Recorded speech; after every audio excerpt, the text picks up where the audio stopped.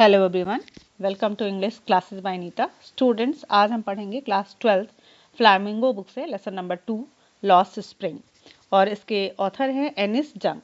तो ये ऑथर जो हैं वो ये जो स्टोरी है, ये दो स्टोरीज में हम पढ़ेंगे, और इन स्टोरी में उन बच्चों की कहानियाँ या उन बच्चों के बचपन के बारे में बताया गया है जिनका बचपन उनकी प्रॉब्लम्स की वजह से खो जाता है। तो जो हेडिंग है स्टोरी का है वो स्टोरीज ऑफ स्टोलन चाइल्डहुड, मतलब जिसका बचपन चुरा लिया गया हो। तो चलते हैं एनिस जंग के बारे में। सबसे पहले अबाउट द ऑथर पढ़ते हैं। Anees Jung was born in Rourkela and spend her childhood and adolescence in Hyderabad. तो ये जो एनिस जंग हैं वो राउरकेला में उनका जन्म हुआ था, और उन्होंने अपना जो बचपन और एडोलसेंस वो हैदराबाद में बिताया। She received her education in Hyderabad, उन्होंने अपना जो एजुकेशन है, शिक्षा है, वो हैदराबाद में प्राप्त किया। And in the United state of America, और यूनाइटेड स्टेट अमेरिका में भी उन्होंने अपना एजुकेशन कंप्लीट किया। हर पेरेंट्स वर बोथ राइटर, और उनके दोनों जो माता पिता थे वो लेखक थे। Anees Jung began her career as a writer in India, और जो एनिस जंग हैं वो अपना जो उन्होंने अपना कैरियर स्टार्ट किया वो इंडिया में स्टार्ट किया, और as a writer, as a लेखक के रूप में उन्होंने स्टार्ट किया। She has been an editor and columnist for major newspaper in India and abroad. तो ये जो राइटर हैं वो मेजर मतलब बहुत सारे मुख्य न्यूज़पेपर्स के लिए इंडिया में भी अब्रॉड में भी एज ए एडिटर और कॉलमिस्ट, मतलब कि उन्होंने अपने लेख उसमें लिखे हैं। And has authors several books, और उन्होंने बहुत सारी किताबें भी लिखी हैं। The following is an excerpt from her book title lost spring. तो उनका जो एक बुक है लॉस्ट स्प्रिंग, जिसका नाम है लॉस्ट स्प्रिंग, उसी से इसका कुछ अंश लिया गया है जो हम स्टोरी पढ़ने जा रहे हैं, और स्टोरी का भी नाम लॉस्ट स्प्रिंग ही है। Stories of stolen childhood. तो जो स्टोरीज ऑफ चाइल्डहुड है, स्टोलन ऑफ चाइल्डहुड, मतलब जो हम पढ़ने जा रहे हैं वो हम लॉस्ट स्प्रिंग से लिया गया है, इसको हम अब कहानी पढ़ेंगे। Here she analyse the grinding poverty and traditions which condemn these children to a life of exploitation. तो जो यहाँ पे उन्होंने उसका विश्लेषण किया है, जो कि मतलब ये गरीबी के चक्कर में पिसते हैं, और परंपरा मतलब कि बहुत सारे जैसे कि कि जिस कास्ट में जो काम किया जाता है, यानी कि वर्क, यानी कि ट्रेडिशनल वर्क, यानी कि ट्रेड को एज अ ट्रेडिशनल किया जाता है, मतलब कोई भी ऐसा पारंपरिक काम जिसको करने में उनका, चाहे भले वो गरीबी में पिसते रहे लेकिन वो काम करते रहेंगे। तो इस गरीबी और इस ट्रेडिशन के चक्कर में उनका जो लाइफ है, उनका जो बचपन है, जो उसका शोषण जो किया जा रहा है, इस दोनों कहानियों में हम इसके बारे में उन्होंने विश्लेषण किया है। तो चलते हैं, स्टार्ट करते हैं। समथिंग आई फाइंड अ रूपी इन द गार्बेज। तो ये जो स्टोरी है, अब यहाँ पे आपका जो मेन हेडिंग लिखा गया है, समटाइम्स आई फाइंड अ रूपी इन द गार्बेज, मतलब कि मुझे कभी कभी गार्बेज यानी कि कूड़े के ढेर में अक्सर मुझे 1 रुपए का सिक्का मिलता है। तो अब ये देखते हैं कि 1 रुपए क्या है, कौन पाता है। चलिए देखते हैं। Why do you do this, तुम क्यों करते हो वैसा, लेखा पूछती हैं। आई ask Saheb whom I encounter every morning scrounging for gold in the garbage dumps for my neighbour of my neighbourhood. तो ये जो राइटर है, मतलब ऑथर है, वो पूछती हैं, उसका नाम है साहेब, साहेब से पूछती हैं, जो कि अक्सर उनको सुबह सुबह स्काउंजिंग मतलब खोजते हुए, सर्च करते हुए, फॉर गोल्ड यानी कि सोना, इन the garbage dump of my neighbourhood, यानी कि अपने पड़ोस में जो गार्बेज यानी कि कूड़ा करकट होता है उसके बीच में उसको कुछ खोजते हुए। गोल्ड यहाँ पे इसलिए कहा गया कि ये जो गार्बेज, अभी हम पूरी स्टोरी जब पढ़ेंगे तो हमें पता चलेगा कि गार्बेज को गोल्ड क्यों कहा जा रहा है। गार्बेज क्योंकि उनके लिए गार्बेज ही सब कुछ है, क्योंकि उनसे उनका जीवन यापन चलता है, उनकी लाइफ चल रही है। तो एवरीथिंग, मतलब garbage is everything for them, तो इसलिए यहाँ पे गोल्ड राइटर ने इसको यूज़ किया है। तो स्क्रॉन्जिंग फॉर गोल्ड मतलब कि वो सोने की तलाश में इस गार्बेज डंप को डेली उसमें सर्च मारता है। Saheb left his home long ago, Saheb बहुत दिनों पहले अपना घर छोड़ चुका है। Set amidst of the green field of Dhaka, जो ढाका के बीच में जो हरे भरे खेतों में था। His home is not even a distance memory, यहाँ तक कि अभी उसको अपने घर की मतलब जो याद है उसको याद भी नहीं है। There there were many storms that swept away their fields and home, और बहुत मतलब कि देयर वर मैनी स्टॉर्म मतलब कि वहाँ पे एक बार ऐसा हुआ कि बहुत ज़्यादा आंधी आया, और मतलब कि तूफान आया, और उनका जो घर था और उनके खेत थे वो पूरे उड़ गए या बह गए। हिज मदर टेल्स हिम, मतलब उसकी माँ उसको बताती है कि उसका घर कैसे बर्बाद हुआ। That is why they left, और इसलिए उन्होंने ढाका छोड़ दिया। Looking for gold in the big city, मतलब इस बड़े से शहर में गोल्ड की तलाश में, यानी कि गोल्ड यहाँ पे फिर उनका है वही लाइवलीहुड के तलाश में वो इस बड़े शहर में आ जाते हैं, वेयर ही नाउ लिव्स, जहाँ पे वो अभी इस समय रहते हैं। I have nothing else to do, he mutters, मतलब कि वह बोलता है कि हमारे पास कुछ भी काम करने को नहीं है। लुकिंग अवे, मतलब दूर देखते हुए कहता है। जब राइटर पूछती है कि तुम यहाँ क्या कर रहे हो, तो वो बताता है कि हमारे पास कोई और काम नहीं है।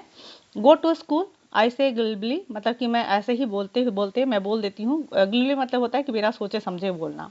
तो मैं बोलती हूँ कि तुम, मतलब कि राइटर बोलती हूँ कि गो टू स्कूल, मतलब स्कूल जाओ। रियलाइजिंग इमीडिएटली, तुरंत मुझे एहसास होता है कि how hollow the advice must sound, मतलब कि ये कितना निरर्थक क्वेश्चन है, कितना मतलब कि रीजनेबल क्वेश्चन नहीं है जो मैंने उससे पूछा है, कितना हॉलो साउंड करता है।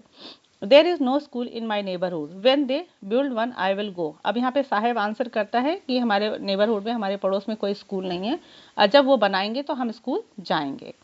If I start a school will you come, अब राइटर पूछती कि अगर मैं स्कूल स्टार्ट करूँ तो क्या तुम स्कूल आओगे। आई आस्क हाफ जोकिंग, मैं थोड़ा सा मजाक करते हुए बोलती हूँ।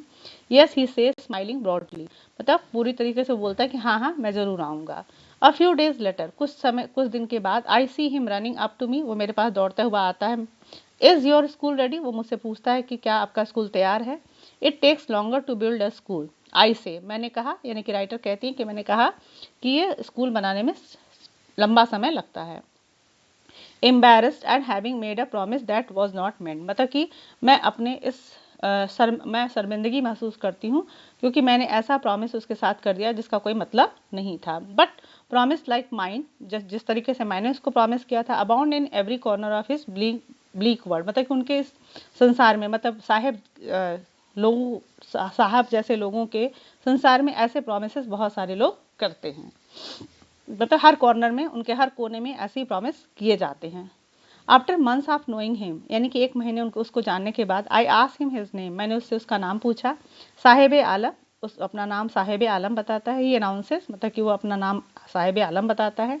He does not know what it means, उसको बिल्कुल पता नहीं होता कि उसके नाम का मतलब क्या है। If he new it's meaning, अगर वो उसको अपने मीनिंग की, अगर वो जाने अपने नाम का अर्थ, लॉर्ड ऑफ द यूनिवर्स, मतलब कि लॉर्ड ऑफ द यूनिवर्स, मतलब पूरे यूनिवर्स का राजा, he would have a hard time believe it, तो उसे बिल्कुल भी इस बात पे, मतलब इस अपने नाम पे विश्वास नहीं होगा। Unaware of what his name represent, और इस चीज़ से अनजान कि उसका नाम क्या प्रेजेंट करता है। ही रोम्स द स्ट्रीट्स, वो सड़कों पे घूमता है, विथ हिज फ्रेंड, अपने दोस्तों के साथ। An army of the bare foot boy, जो कि नंगे पैर में, आर्मी मतलब उन लड़कों के सेना के साथ जो कि नंगे पैर घूमते हैं। Who appears like the morning birds, वो सुबह में जैसे चिड़िया आती है वैसे बर्ड्स की तरह वो अपीयर होते हैं। एंड डिसअपीयर एट नाउन, और नून और दोपहर में वो गायब हो जाती है। ओवर द मंथ्स, 1 महीने के बाद, I have come to recognise each of them, और 1 महीने के बाद मैं उन सारे लड़कों को एक वन बाई वन पहचान, मतलब प्रत्येक को मैं पहचान जाती हूँ। Why you are not wearing chappals, I ask one, मैंने एक से पूछा कि तुम लोग चप्पल क्यों नहीं पहनते हो। My mother did not bring them down from the self, he answer simply, वह बहुत ही आसानी से, सिंपली मतलब साधारण तौर से वो उत्तर देता है कि मेरी माँ उसको सेल्फ से, यानी कि अलमारी से उतारती नहीं है। Even if she did he will throw them off it's another, उसी समय एक और दूसरा बच्चा बोलता है कि अगर उसकी, मतलब माँ उसको उतार भी दे तो ये उसको फेंक देगा। Who is wearing shoes that do not match, जो कि वो ऐसा बच्चा बोल रहा था जिसने शूज पहन रखे लेकिन वो मैच, एक दूसरे से मैच नहीं कर रहे थे। When I comment on it, जब मैंने उसके शूज पे कमेंट किया, मतलब कुछ कहा, ही सफल्स हिज फीट, मतलब अपने पैरों को वो पीछे कर देता है। एंड सेज नथिंग, और कुछ भी नहीं बोलता, मतलब वो थोड़ा एम्बेरस हो जाता है। आई वॉन्ट शूज से अ थर्ड बॉय, तीसरा बच्चा कहता है कि मुझे शूज चाहिए। Who has never owned a pair all his life, मतलब जिसको कि अभी तक अपने जीवन में एक पेयर शूज का पेयर भी नहीं मिला है, मतलब एक जोड़ा शूज आज तक उसको नहीं मिला है। ट्रैवलिंग अक्रॉस द कंट्री, और मतलब पूरे देश में, अब राइटर बताती हैं कि मतलब पूरे देश में मैं घूमते हुए। I have seen children walking barefoot, मैंने बच्चों को देखा है कि वो नंगे पैर चलते हैं। इन सिटीज, शहरों में। ऑन विलेज रोड्स, गांव के सड़कों पे। It is not lack of money, ये पैसे का जो, मतलब कि अब वो बताती हैं कि ये जो it is not lack of money, मतलब ये पैसे की कमी की वजह नहीं है, but a tradition to stay barefoot, मतलब वो कहते हैं कि ये हमारी परंपरा है कि हम नंगे पैर चलते हैं, पैसों की वजह से वो नंगे पैर नहीं चलते। इज वन एक्सप्लेनेशन, मतलब एक उसको एक्सप्लेन करता है कि ये पैसों की वजह से नहीं है, ये सिर्फ उनकी परंपरा है कि उनको नंगे पैर चलना अच्छा लगता है, इसलिए वो नंगे पैर चलते हैं। I wonder if this is only an excuse to explain away a perpetual state of poverty. और मुझे आश्चर्य होता है कि कैसे वो लोग अपनी गरीबी को छुपाने के लिए कैसा, मतलब कि कैसा एक्सक्यूज दे रहे हैं, कैसे बहाने बना रहे हैं और अपनी इस स्थिति को कैसे एक्सप्लेन कर रहे हैं। आई रिमेंबर अ स्टोरी, अब मुझे एक स्टोरी याद आ जाती है। A man from Udupi, Udupi एक जगह है, तो वो बताती हैं कि उडुपी में एक आदमी था। वंस टोल्ड मी, उसने मुझे बताया कि as as a young boy, जब वो एक छोटा बच्चा था, he would go to school, और स्कूल जाता था, पास एन ओल्ड टेम्पल, और वो एक मंदिर से होते हुए गुजरता था, where his father was a priest, जहाँ पे उसके पिता पुजारी थे। He would stop briefly at the temple, और वो थोड़े देर के लिए मंदिर में रुकता था, and pray for a pair of shoes, और एक जोड़ी जूते के लिए वो प्रार्थना करता था कि भगवान जी मुझे शूज दिला दीजिए। 30 years लेटर, 30 साल के बाद, I visited his town and the temple, मैं उस शहर में अब खुद जाती हूँ और उस मंदिर में मिलने, मतलब देखने जाती हूँ, which was now drowned in an air of desolation, मतलब कि अब वो वीरान हो चुका था मंदिर, अब वहाँ पे उतनी रौनक नहीं थी। इन द बैकयार्ड, अब उसके मतलब मंदिर के पीछे, where lived the new priest, एक नया पुजारी रहता था। There were red and white plastic chairs, और उसके उसके उसके a young boy, sorry, lived in new Prius, there were red and white plastic chairs, वहाँ पे लाल और सफ़ेद रंग की कुर्सियाँ पड़ी होती हैं। a young boy dressed in a grey uniform, एक लड़का आता है जिसने ग्रे यूनिफॉर्म पहन रखा है, wearing socks, मोजे पहन रखे हैं, शूज और जूते भी पहन रखे हैं, arrive panting, मतलब कि पैंट वगैरह पहन के आता है, and through his school bag on a folding bed, और उस फोल्डिंग बेड पे अपना स्कूल का बैग फेंक देता है। लुकिंग एट द बॉय, मैं उस बच्चे को देखते हुए, आई एम रिमेंबर, मुझे याद आता है, the prayer another boy had made, जिसने एक बच्चे ने, मतलब एक दूसरे बच्चे ने प्रार्थना की थी कि मेड टू द गॉडेस, मतलब कि देवी से उन्होंने प्रार्थना की थी, when he had finally got a pair of shoes, मतलब कि एक दूसरे बच्चे ने प्रार्थना की थी कि उसको एक पेयर ऑफ शूज मिल जाए, और इस फाइनली, मतलब कि अंत में इस बच्चे को पेयर ऑफ शूज मिल चुका है। Let me never loss them, मतलब कि अब वो प्रार्थना करता है कि मुझे ऐसा शूज, मतलब ये जो शूज है वो कभी गायब ना हो।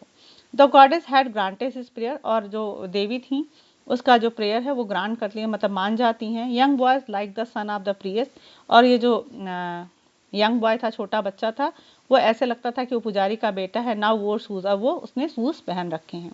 But many others like the rag pickers, और बहुत सारे ऐसे हैं, लेकिन बहुत सारे ऐसे हैं जो रैक पिकर्स, यानी कि कचरा पिक करने वाले, कचरा बीनने वाले, इन माई नेबरहुड रिमेन्स शूजलेस, मतलब कि अभी भी मेरे पड़ोस में ऐसे बहुत सारे बच्चे हैं जैसे कि रैक पिकर्स हैं, वो अभी भी उनके पास शूज नहीं है। My acquaintance with the barefoot rag pickers, अब जो ये नंगे पाँव घूमने वाले, जो कचरा बीनने वाले थे, और उनसे मेरी जो जान पहचान थी, वो मुझे लेकर सीमापुरी तक जाती, लीड्स मी टू सीमापुरी, मतलब सीमापुरी की तरफ ले जाती, ताकि मैं उनके बारे में और थोड़ा जान सकूं।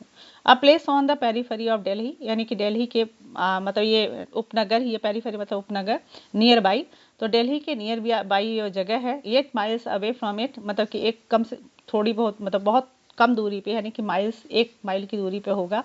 मेटाफोरिकली, मतलब एक लाक्षणिक तौर पे ये दिल्ली का ही शहर है। Those who live here are squatters, और ये लोग वहाँ पे, स्क्वैटर्स मतलब होता है कि जो बिना किसी के परमिशन के रहते हैं, मतलब झुग्गी झोपड़ी डाल के, तो वो वहाँ पे रहते हैं। हु केम फ्रॉम बांग्लादेश, और वो बांग्लादेश से आए हैं बैक इन 1971, यानी कि 1971 के जो वॉर के बाद ये लोग वहाँ से भागकर इंडिया में आकर और दिल्ली के पेरीफेरी, मतलब नियर बाई एरिया में रहते हैं।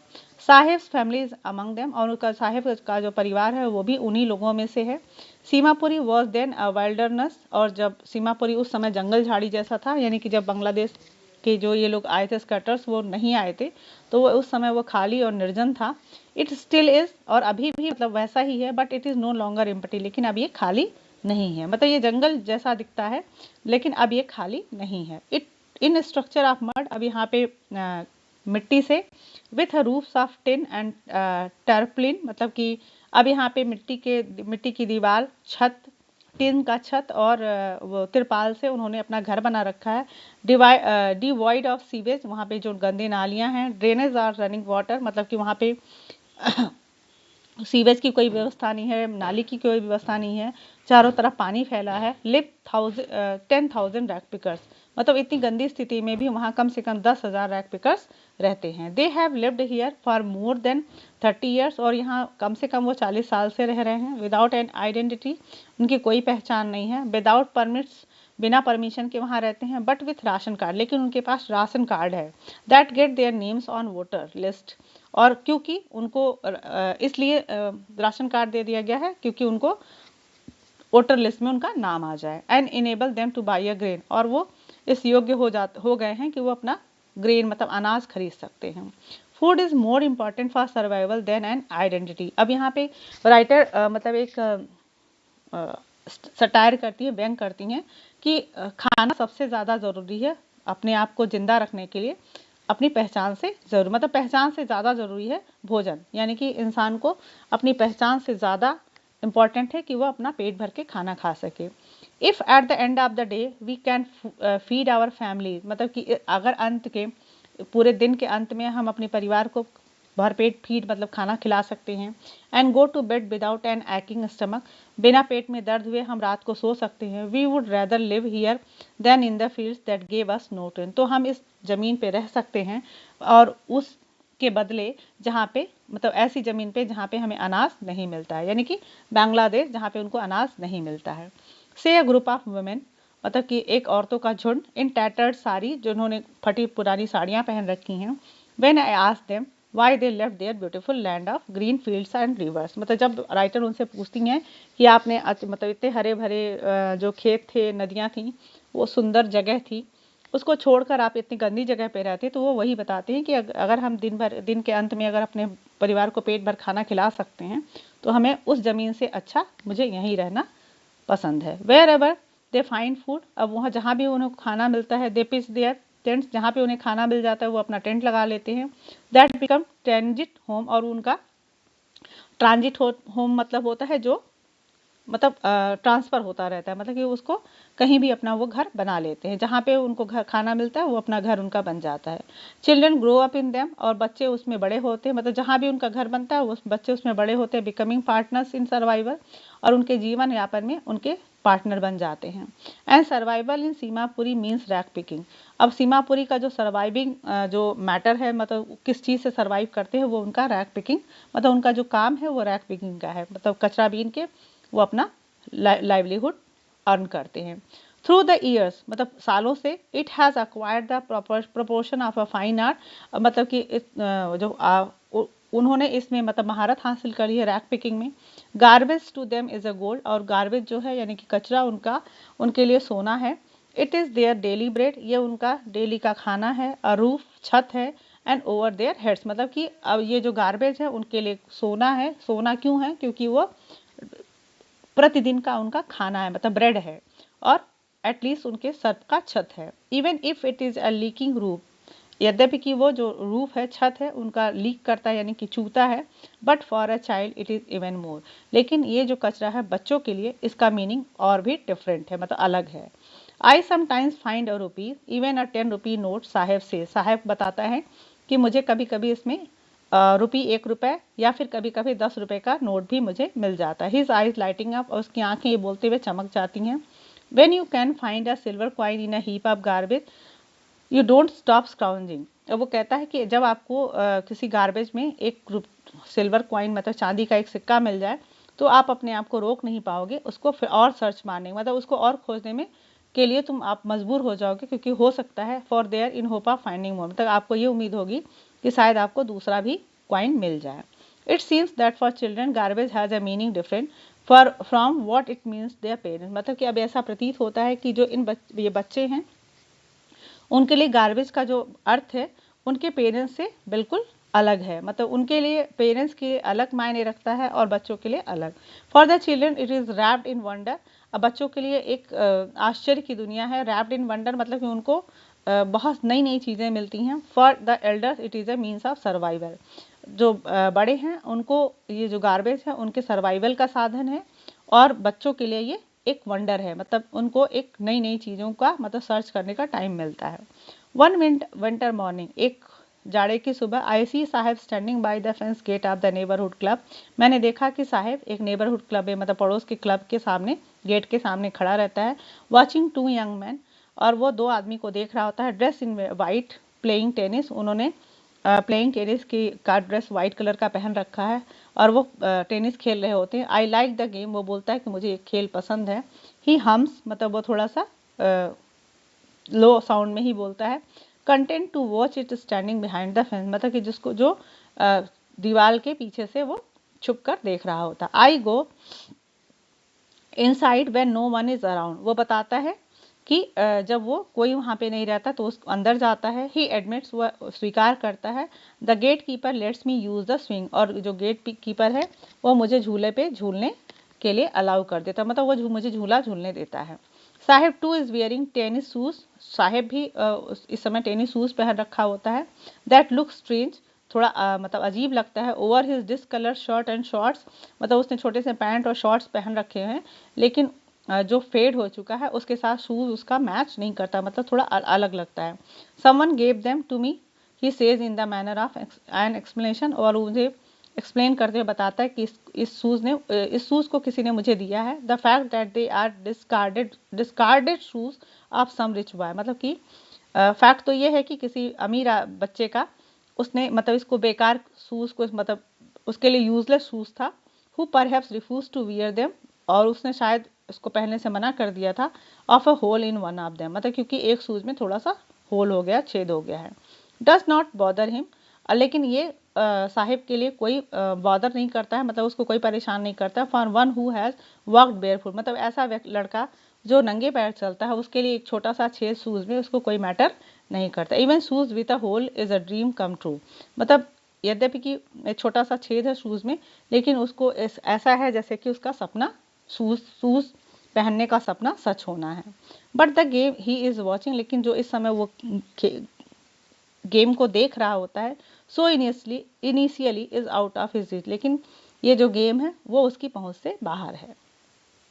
This morning Saheb is on his way to the milk booth, अब एक और सुबह साहेब को मैं देखती हूँ कि वो मिल्क बूथ के रास्ते में जाता है। In his hand is a steel canister, और अपने हाथ में उसने एक स्टील का कंटेनर लेकर मतलब लिया हुआ है। I now work in a tea stall down the road, अब वो बताता है कि अब वो नीचे वाले टी स्टॉल मतलब को इशारा करते हैं, पॉइंटिंग इन द डिस्टेंस, मतलब दूर एक दुकान को, एक शॉप को इशारा करते हुए बताता है कि मैं अब उस टी स्टॉल पे काम करता हूँ। आई एम पेड 800 रुपीज़, और मुझे 800 रुपीज़ मिलता है। एंड ऑल माई मील्स, और मुझे पूरे खाने मिलता, पूरे टाइम का खाना मिलता है। Does he like the job, I ask, मैंने उससे पूछा कि क्या तुम्हें ये जॉब पसंद है। हिज फेस, उसका चेहरा जो आई सी मैं देखती हूँ, has lost the carefree look, अब वो अपना जो बेपरवाही वाला जो लुक था वो खो चुका होता है। The steel canister seems heavier, अब जो उसने स्टील का कनस्टर लिया हुआ था उसको अब भारी, ऐसा लगता है कि वो भारी प्रतीत हो रहा है। Than the plastic bag he would carry so lightly, जो कि उससे पहले जो प्लास्टिक बैग वो लिया रहता था उसके लिए वो बहुत ही हल्का होता है। द बैग वॉज हिज, क्योंकि वो बैग जो होता है वो उसका अपना होता है। The canister belongs to the man who owns the tea shop, लेकिन जो कैनिस्टर है वो उस आदमी को बिलोंग करता है, यानी जो कि उस टी शॉप का मालिक है। Saheb is no longer his own master, अब साहब अपना मालिक नहीं रह गया, मतलब साहब एक नौकर, मतलब एक गुलाम हो चुका है, मतलब किसी के अंडर में काम करता। और उससे पहले जब वो रैक पिकिंग करता था तो खुद का मालिक हुआ करता था। अब चलते हैं दूसरा, हमने बताया था कि दो स्टोरी है, तो एक स्टोरी हम लोगों ने पढ़ ली जो साहिब और रैक पिकिंग बॉयज़ का था। अब चलते हैं एक और बच्चे की स्टोरी पढ़ते हैं। I want to drive a car, अब इसमें पहले उसमें था कि I have sometimes I find garbage 1 rupees in garbage, अब यहाँ पे I want to drive a car, एक और बच्चा जो ये सपना देख रहा है कि मैं कार चलाना चाहता हूँ। मुकेश, अब यहाँ पे जो वो है मुकेश है, Mukesh insist on being his own master, मतलब मुकेश इस बात पे जोर देकर कहता है कि वो अपना मास्टर, मतलब खुद का काम करना चाहता है। I will be a motor mechanic, वो कहता है कि मैं मोटर मैकेनिक बनना चाहता हूँ। ही अनाउंसेस, मतलब ये एकदम पूरा प्राउडली कहता है कि मैं मोटर मैकेनिक बनना चाहता हूँ। Do you know anything about car, I ask, अब राइटर उससे पूछती है कि क्या तुम कार चलाना जानते हो या कार के बारे में कुछ जानते हो। I will learn to drive a car, वो कहता है कि मैं कार चलाना सीख जाऊँगा। ही आंसर्स, वो उत्तर देता है, looking straight into my eyes, मतलब एकदम कॉन्फिडेंस से भरा हुआ है और मेरी आंखों में आंखें डालकर बोलता है कि हाँ मैं कार चलाना सीख जाऊंगा। His dream looms like a mirage amidst the dust of street that fill his town Firozabad. अब ये famous for its bangles. His dream यानी कि जो वो सपना है, लूम्स लाइक अ मिराज मतलब कि ऐसे उसके आंखों में दिखते हैं जैसे कि डस्ट मतलब कि जैसे कि हम मिराज, मिराज मतलब होता है कोई कल्पना या कुछ ऐसी चीज जो कि हम जिसको दिखता है लेकिन होता नहीं है। The dust of streets that fill his town, फिर मतलब कि उन फिरोजाबाद के डस्टी टाउन में ऐसे शहर में जहाँ पे वो बैंगल्स के लिए फेमस है और वहाँ पे ऐसे लड़के का कि मैं कार चलाना सीखूंगा और मैं मोटर मैकेनिक बनूंगा, ये एक मिराज जैसा दिखाई देता है। Every other family in Firozabad मतलब कि जितनी एवरी अदर फैमिली मतलब प्रत्येक फैमिली जो भी वहाँ परिवार रहता है फिरोजाबाद में is engage in making bangles मतलब वो सब सिर्फ बैंगल्स बनाते हैं। It is the centre of India's glass blowing industry where families have spend generation working around furnaces मतलब कि यहाँ पे जो it is the centre of India मतलब कि ये इंडिया का एक मुख्य स्थान है जहाँ पे ग्लास ब्लोइंग इंडस्ट्री है यानी कि शीशे का काम होता है। वेयर फैमिली जहाँ पे परिवार और उनकी जो जनरेशन उनके जो मतलब कि आने वाले या पिछली वंश जो नस्लें हैं वर्किंग अराउंड फर्नर मतलब कि वो हमेशा भट्टियों के सामने ही काम करते रहे हैं। वेल्डिंग ग्लासेस और ग्लासेस को जोड़ते हैं। मेकिंग बैंगल्स चूड़ियाँ बनाते हैं। For all the women in the land it scenes ऐसा प्रतीत होता है कि पूरे जो वर्ल्ड में पूरे संसार में जितनी औरतें रहती हैं उनके लिए चूड़ियाँ यहीं पर बनती हैं। Mukesh family is among them और मुकेश का परिवार भी उनमें से एक है। None of them know that it is illegal for children like him to work in the glass furnaces with high temperatures in dingy cells without air and light. तो उसमें से कोई भी ऐसा नहीं जानता है, कोई भी व्यक्ति मतलब जो चूड़ी की फैक्ट्री में काम करते हैं उनको ये नहीं पता है कि बच्चों से काम करवाना ये अवैधानिक है, इलीगल है। Like him to work in the glass furnaces मतलब कि उस ग्लास बनाने वाली भट्टियों के बीच में जहाँ पे बहुत ज़्यादा टेम्परेचर होता है, बहुत ज़्यादा तापमान के बीच में। डिंगे सेल्स मतलब कि जो एकदम नमी भरी और अंधेरे भरी कमरे होते हैं। विदाउट एयर एंड लाइट जहाँ पे हवा भी नहीं होती और रोशनी भी होती है। मतलब ये उन लड़कों को जो उनको ये भी नहीं पता है कि ये अवैधानिक है मतलब इलीगल है इन बच्चों से काम करवाना। दैट द लॉ अब ये जो कानून है इफ़ इन फोर्स मतलब अगर ये लागू किया गया होता मतलब जो हम लोग पढ़ते हैं कि 14 साल से नीचे के बच्चों को हम काम नहीं करवा सकते, तो ये कानून अगर ये लागू किया गया होता could get him and all those 20,000 children out of the hot furnaces where they slog their daylight hours. अब यहाँ पे राइटर बताती है कि अगर ये जो कानून बना हुआ है अगर इसको अच्छे से लागू किया गया होता तो ये जो 20,000 बच्चे हैं वो क्या हो जाते, they out of the hot furnace मतलब इन गर्म भट्टियों से दूर हो जाते मतलब उनको अलग किया जा सकता था। Where they slog their daylight hours जहाँ पे वो अपने स्लॉग मतलब कि बोरिंग अपने जो उनका जो डे लाइट है यानी कि दिन की रोशनी है और जो घंटे हैं दिन का जो पूरा घंटा है वो फ्यूरेंस के सामने बिताते हैं। ऑफन लॉसिंग देयर ब्राइटनेस और कभी कभी मतलब अक्सर क्या होता है कि जो उनके आंखों की रोशनी है वो ऑफ देयर आइज मतलब उनकी आंखों की जो ब्राइटनेस है आइज की रोशनी है वो गायब हो जाती है। Mukesh eyes beam as he volunteers to take me home और मुकेश की जो आंखें हैं वो बीम मतलब चमक जाती हैं ऐसा कि जब वो मुझे ऑफर करता है कि आप मेरे घर चलो। विच ही प्राउडली से और वो बहुत गर्व से कहता है इज बीइंग रिबिल्ड मतलब वो बताता है कि मेरा घर अभी जल्दी बना है और आप मेरे घर चलो। We walk down stinking lanes और मैं उस मतलब कि गंदी जो थोड़ी बदबूदार लेन्स थी रास्ते थे चोक्ड विद गार्बेज जो कि कचरे से भरा हुआ था। Past homes that remain hovels और जो घर थे वो झोपड़ियाँ थीं। विथ क्रम्बलिंग वॉल जिसके दीवारें टूटी हुई थीं। वॉबली डोर्स जिसके दरवाजे एकदम ढीले और हिलते हुए थे। नो विंडोज उसमें खिड़कियाँ नहीं थीं। क्राउडेड विथ फैमिली जिसमें परिवार मतलब बहुत सारे लोग रहा करते थे। ऑफ ह्यूमंस एंड एनिमल्स जहाँ पे परिवार मतलब कि इंसान और जानवर को एग्जिस्टिंग मतलब एक साथ रह रहे थे। इन अ प्रीमिवल स्टेट ऐसे जैसे कि हम प्रीमिवल स्टेट में देखिए हम अपने पूरा स्टेट में चले गए हैं जहाँ पे जानवर और इंसान एक साथ रहा करते थे। ही स्टॉप्स एट द डोर वो एक दरवाजे पे रुकता है। ऑफ वन सच हाउस मतलब जैसे उस तरीके के घर के एक उसी तरीके के दरवाजे पे एक घर के सामने वो रुकता है। बैंक्स ऑफ बॉबली आयरन मतलब हिलते हुए लोहे के दरवाजे को बैंक्स मतलब आवाज करता है, नॉक करता है। डोर विथ हिज फुट अपने पैरों से के दरवाजे से उसको नॉक करता है एंड पुश इट ओपन, और उसको धक्का मार के खोलता है। We enter a half built shack, और हम एक आधे से बने घर में अंदर घुसते हैं। In one part of it, और इसके एक हिस्से में थैस विथ रेड ग्रास, जो कि सूखी घास से भरा हुआ था। एज अ फायरवुड स्टोव, मतलब चूल्हा लगा हुआ था। फायरवुड स्टोव मतलब कि जो लकड़ी से जलाया जाता है, ऐसा चूल्हा जल रहा था। Over which sits a large vessel, जहाँ पे उस पे बड़ा सा बर्तन रखा हुआ था। ऑफ सीजलिंग स्पिनिश लीव्स, जहाँ पे मतलब पालक के पत्ते यानी कि साग बन रहा था। ऑन द ग्राउंड, जमीन पर, इन अ लार्ज एल्यूमिनियम प्लेटर्स, और बहुत से बड़े बड़े प्लेट्स एल्यूमिनियम के रखे हुए थे। आर मोर चॉप्ड वेजिटेबल्स, जिसपे कुछ और भी सब्जियां काट कर रखी गई थी।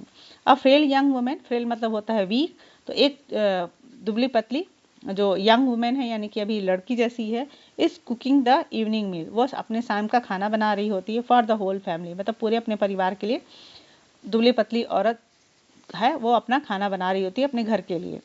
Through eyes filled with smoke, उसकी आंखें धुएं से भरी है। सी स्माइल्स, मतलब अभी उसकी आंखें धुएं से भरी हुई हैं, लेकिन फिर भी वो स्माइल करती है क्योंकि वो राइटर्स के घर में गई होती है। She is the wife of Mukesh elder brother, वो उसके मुकेश के बड़े भाई की वाइफ है। Not much older in years, जो कि अभी उससे बहुत बड़ी नहीं है। She has begun to command respect as the bahu, और अब वो बहू बन चुकी है। The daughter in law of the house, यानी कि बहू को ही डॉटर इन लॉ कहते हैं, इस घर की वो बहू है। Already in charge of 3 man, जो तीन मेन को, 3 आदमियों को संभाल रही, मतलब 3 आदमियों का जो जिम्मेदारी है काम का, वो संभाल रही है। Her husband Mukesh and their father, मतलब अपने हस्बैंड को, मुकेश को और उसके फादर को। When the older man enter, जैसे ही मुकेश के फादर अंदर आते हैं, एल्डर मतलब वो बूढ़े आदमी, she gently withdraw behind the broken wall, और वो जल्दी से अपने उस टूटी हुई दीवार के पीछे चली जाती है। And brings her veil closer to her face, और एक घूंघट अपने चेहरे के सामने कर लेती है। एज कस्टम डिमांड, जैसे कि वो उनका रीति रिवाज बोलता है, daughter in law must well their faces, मतलब कि कोई भी बहू अपने फेसेस पे वेल घूंघट करेगी बिफोर मेल एल्डर, जब भी कोई मेल एल्डर्स यानी कि कोई भी जो बुजुर्ग है, जो मेल है, वो अंदर आता है, घर में आता है, तो उनको पर्दा करना होता है। In this case the elder is an improvised bangle maker, अब यहाँ पे जो एल्डर पर्सन है वो बहुत ही गरीब और बैंगल मेकर है, मतलब चूड़ी बनाने वाला है। Despite long years of hard labour, इसके बावजूद कि उसने पूरे long year of hard labour, मतलब उसने बहुत मेहनत की है अपने पूरे सालों में। फर्स्ट एज अ टेलर, सबसे पहले उसने टेलर का काम किया। देन अ बैंगल मेकर, उसके बाद उन्होंने चूड़ी बनाना शुरू किया। He has failed to renovate a house, और वो अपने हाउस को रिनोवेट मतलब कि उसको नया, फिर से वो नया नहीं बना पाता है। Send his 2 sons to school, अपने बच्चों को स्कूल नहीं भेज पाता। All he has manage to do is teach, और उसने जो भी वो आज तक जो कर पाया वो ये कि is teach them what he knows, मतलब उसने अपने बच्चों को वही बताया जो वो जानता था। The art of making bangles, मतलब अपने बच्चों को स्कूल नहीं भेज पाया, अपने घर को नया नहीं बनवा पाया, वो सिर्फ ये कर पाया कि जो वो उसको नॉलेज था उसने अपने बच्चों को सिखाया है। और वो क्या सिखाया है? Bangles making. It is his karma his destiny says Mukesh grandmother, अब मुकेश की ग्रैंड मदर है वो क्या बोलती हैं कि ये उनके कर्म हैं। कर्म मतलब उनके जो नसीब में लिखा है वो है। Who has watched her own husband go blind with the dust from polishing the glass of bangle, जिसने अपने हस्बैंड को, जिसने अपने पति को अंधा होते हुए देखा है, वो किससे? बैंगल, ग्लास बैंगल्स को पॉलिश करते हुए जो डस्ट निकलती थी उससे अपने हस्बैंड को अंधा होते उसने देखा है। Can a God given line is even ever be broken, अब वो बताती है कि अगर भगवान ने हमें जो नियम हमारे लिए बना दिया है, क्या वो तोड़ा जा सकता है? मतलब कि नियम भगवान ने हमें जिस चीज़ में डाल दिया है या जो हमारा कर्म बना दिया है, उसको क्या किसी ने तोड़ पाया है? सी इम्प्लाइज, वो बोलती है, born in the caste of bangle maker, अगर हम चूड़ी बनाने की जाति में पैदा हुए हैं, they have seen nothing but bangle, उन्होंने आज तक कभी ऐसी कुछ नहीं देखी है, सिर्फ बैंगल्स देखे हैं। इन द हाउस, घर में, इन द यार्ड, आंगन में, इन एवरी अदर हाउस, मतलब घर के किसी भी कोने में, एवरी अदर यार्ड मतलब दूसरे के घर के भी आंगन में, एवरी स्ट्रीट इन फिरोजाबाद यानी कि फिरोजाबाद की प्रत्येक सड़कों पे, स्पाइरल ऑफ बैंगल्स मतलब जो बैंगल्स के जो गुच्छे हैं यानी कि जो गोल गोल जो बैंगल्स हैं, Sunny gold paddy green, royal blue, pink, purple, every colour born out of the 7 colours of the rainbow. मतलब कि वो बताते हैं कि हमने सिर्फ चूड़ियाँ देखी हैं अलग अलग कलर के, Sunny gold, green, blue, pink, purple, every colour, जो कि 7 कलर से, जो मतलब कि इंद्रधनुष के कलर में जो 7 कलर्स होते हैं उससे या उससे बनने वाले कलर के जितने भी कलर होते हैं उसकी बनी चूड़ियाँ, लाइन माउंट्स इन अनकेम्प्ड यार्ड्स, यानी कि वो ढेर में रखी रहती हैं बिना मतलब बहुत बेतरतीब, अनकेम्प्ड मतलब कि बेतरतीब रखी रहती हैं। Are pile on 4 wheeled hand carts, या फिर ठेले पे, हैंड कार्ट्स मतलब ठेले पे उसको रखी जाती हैं। पुस्ड बाय यंग मैन, और एक यंग मैन द्वारा उसको धक्का देकर, अलॉन्ग द नैरो लेन्स, और वो सकरी गलियों से होते हुए आप सेंटी टाउन मतलब वो शहर में भेजी जाती हैं। यानी कि चारों तरफ फिरोजाबाद में सिर्फ चूड़ियाँ ही चूड़ियाँ दिखाई देती हैं हर तरफ और हर कलर की। एंड इन डार्क हटमेंट्स, और जो अंधेरी झोपड़ियाँ हैं, next two lines of flames of flickering oil lamps, वहाँ पे सिर्फ उनको जो दिखाई देता है वो क्या है, फ्लेम्स ऑफ फ्लिकरिंग मतलब कि ऑयल लैम्प, मतलब उस झोपड़ियों में ऑयल लैम्प्स, जो तेल के छोटे छोटे दीपक हैं वो फ्लिकर यानी कि जलते हुए दिखाई देते हैं। सिट बॉयज एंड गर्ल्स, और उसके किनारे बॉयज और गर्ल्स बैठे होते हैं with their fathers and mother, अपने माता पिता के साथ। Welding pieces of coloured glasses, और जो वेल्डिंग कर रहे होते हैं मतलब उन ग्लास के पीस को जोड़ते हुए रहते हैं। इनटू सर्कल ऑफ बैंगल्स, यानी कि चूड़ियाँ बनाते रहते हैं। Their eyes are more adjust to the dark, और इनकी जो आंखें हैं वो डार्क में एडजस्ट हो चुकी, मतलब अंधेरे में रहते रहते उसके वो उसमें वो एडजस्ट हो चुके हैं। Than to the light outside, मतलब कि वो बाहर की रोशनी को बर्दाश्त नहीं कर पाते, उनकी आंखें उस अंधेरे के आदि हो चुकी हैं। That is why they often end up closing their eyesight, और इसी वजह से अंत में क्या होता है कि वो अपनी आंखों की रोशनी खो देते हैं। Before they become adult, just मतलब बड़े होने से पहले ही वो अपनी आंखों की रोशनी खो देते हैं। Savita, a young girl in a dark drab pink dress sits alongside an elderly woman। अब सविता, अब एक और लड़की है जो यंग गर्ल है, मतलब अभी यंग है, और अपने ड्रैप पिंक ड्रेस मतलब थोड़ी सी फेडेड पिंक ड्रेस पहनी हुई है। सिट्स अलोंगसाइड, और एक बूढ़ी औरत के पास बैठी है। सोल्डरिंग पीसेस ऑफ ग्लास, और वो ग्लास के पीसेस को जोड़ रही है। As her hands move mechanically, उसके हाथ इतनी तेजी से चल रहे हैं, like the strong of a machine, ऐसे जैसे कि मशीन काम कर रहा। I wonder if she knows the sanctity of the bangles, और मैं आई वंडर मतलब मुझे आश्चर्य होता है कि क्या उसको इस चूड़ी की पवित्रता के बारे में पता है। शी हेल्प्स मेक इट, जो उसको मतलब बनाने में मदद कर रही है। It symbolises an Indian women सुहाग, और ये जो चूड़ी है वो इंडियन मतलब भारतीय औरत के सुहाग का प्रतीक है। ऑस्पिशियसनेस इन मैरिज, और ये जो शादियों में इसका जो महत्व होता है, क्या इसको ये पता है। It will dawn on her suddenly, और एक दिन उसके ऊपर भी इसको क्या किया जाएगा, डाल दिया जाएगा अचानक से। One day when her head is draped with her red well, जब उसके सर पे एक रेड कलर का घूंघट डाल दिया जाएगा। Her hands died red with हैना, उसकी आंख जो हाथ है उसको लाल रंग से हैना से उसको कलर कर दिए जाएंगे। And red bangles rolled into her wrist, और उनकी कलाई में लाल रंग की चूड़ियाँ पहना दी जाएंगी। यानी कि यहाँ राइटर बताती कि जो ये लड़की है चूड़ी बना रही है, और उसको क्या पता है कि ये चूड़ी का मतलब क्या है, ये सुहाग का प्रतीक है, और कितना महत्वपूर्ण होता है शादियों में। तो क्या इसको इसकी महत्व और इसकी कीमत पता है।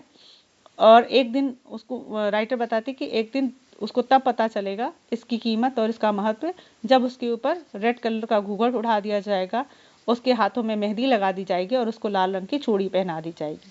She will then become a bride, तब वो एक दुल्हन हो जाएगी। लाइक द ओल्ड वुमेन, जैसे कि वो बूढ़ी औरत है। बिसाइड हर, जो कि उसके बगल में बैठी है। Who became one many years ago, जो कि बहुत पहले सालों वो दुल्हन बन चुकी है। She still has bangles on her wrist, अभी भी उसके हाथों में चूड़ियां हैं। But no light in her eyes, लेकिन उसकी आंखों में रोशनी नहीं है।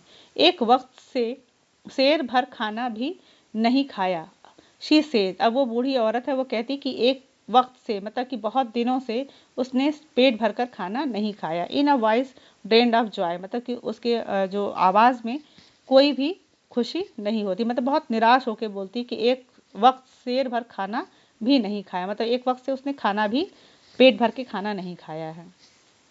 She had not enjoy even one full meal her entire lifetime, मतलब कि वो पूरे जीवन में उसने एक वक्त भी भरपेट खाना नहीं खाया है। That is what she has repeat, repaid, मतलब कि इतना मेहनत करने के बाद भी उसको आज तक ऐसी चीज़ें नहीं मिली। हर हस्बैंड, उसका जो पति था, an old man with a flowing beard says, और जो उसका पति है फ्लोइंग बियर्ड मतलब कि अपने बढ़ी हुई दाढ़ियों के साथ बोलता है, I know nothing accept bangles, मतलब वो कहता है कि मुझे बैंगल के अलावा कुछ भी नहीं आता है, मतलब बैंगल बनाने के अलावा मुझे कुछ नहीं आता है।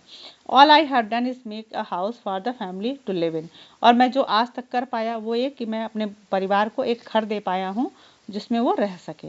हियरिंग हिम, उसको ये सुनकर, one wonders if she has achieved, मतलब कम से कम उसने एक अचीवमेंट प्राप्त किया, एक उपलब्धि हासिल की है, वो क्या है, what many have failed in their life time, मतलब ये वहाँ पे जितने लोग रहने वाले हैं कम से कम वो उसने एक घर तो अपना बना लिया है, जबकि वहाँ पे बहुत सारे रहने वाले लोग हैं इस चीज़ में फेल हो चुके हैं, मतलब उन्होंने आज तक अपना एक घर भी वो लोग नहीं बना पाए। He has a roof over his head, कम से कम उसके सर पर छत है।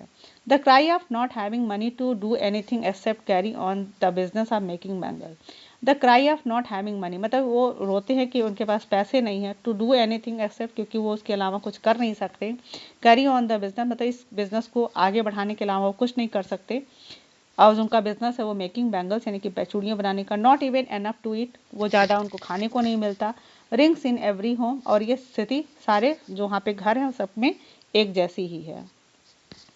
The young man echo the lament of their elders, और जो यंग मतलब जो वहाँ पे आदमी है वो अपने एल्डर्स के पछतावे को देखते हैं।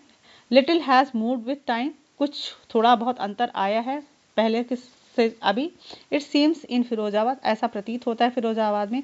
Years of mind numbing toil have killed all initiative and the ability to dream, और वो ये है कि यहाँ पे ईयर्स ऑफ माइंड नम्बिंग मतलब कि इतने सालों से उनका जो दिमाग है वो बंद हो चुका है।